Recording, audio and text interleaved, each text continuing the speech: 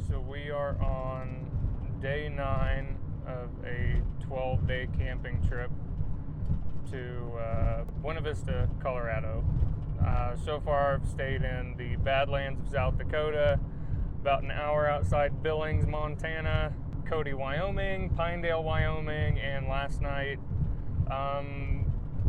Vernal, Utah, maybe 45 minutes outside of there. Right now, I'm headed to Fort Collins, Colorado. Not going to make it there by the end of the night, but I will probably set up camp in between here and there. But we'll see.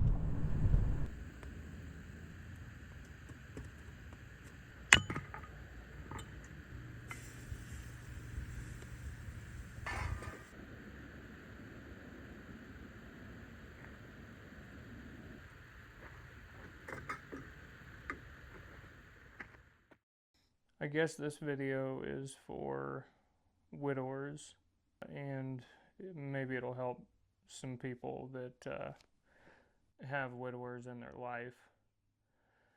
One of the first things that I thought of right after it happened was, why isn't there a book on this?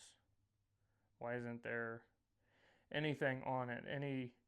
Anything you find on YouTube is some guy telling his story, and you can relate to the pain, but it doesn't tell you anything that you need to hear. So hopefully this can help out a little bit. To start off, the first week, if you're going through the first week, just keep moving through the week. It's a living hell. Yeah, there's nothing. It's horrible. It just sucks. First day through the first week, you're gonna be busy. Funeral planning.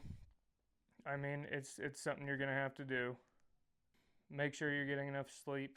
The only thing that I found was, you have to make yourself so tired that when you go to bed, you fall asleep, like your body will not stay awake. I didn't have horrible trouble with sleep, but if you wake up in the middle of the night, it's tough to get back to bed. Yeah, keeping busy.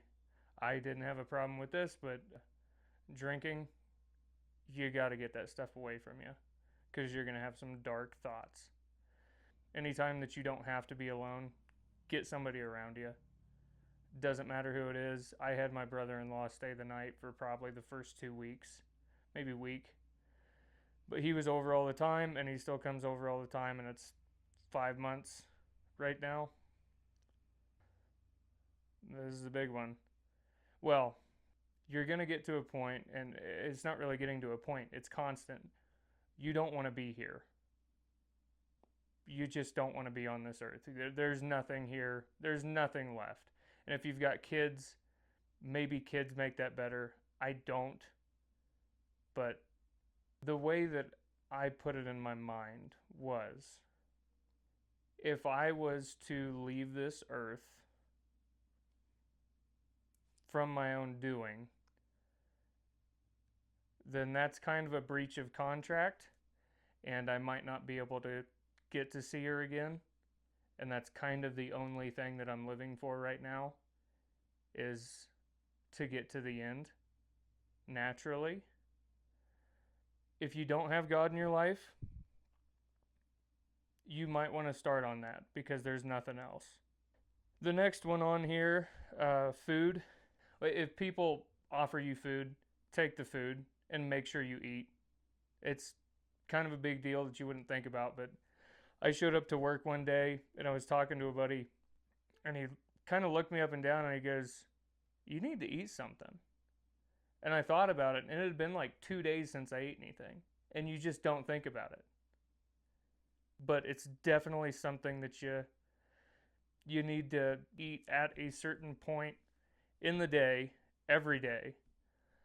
I don't know. You're not going to think about it. Showering, being clean, shaving, stuff like that, which that doesn't matter. I mean, whatever. But showering, make sure you shower, because you're going to go like 3-4 days without a shower just because you're not thinking of it. To somebody who hasn't went through it, nothing matters. If you have a widower in your life and you're watching this video, nothing matters. Your job doesn't matter. What you do on the weekends doesn't. Nothing matters. All you want is your wife back. And you can't have her. Writing thank you cards, for me, almost made it worse. So don't worry too much about that. For the first, I think it was around 3 months, I was walking around with just this blanket of sorrow, and life had no meaning.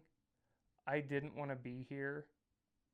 And then Easter finally hit, and it was the worst day that I had had so far. And I would say just about every minute that day that I wasn't around people, I was crying constantly.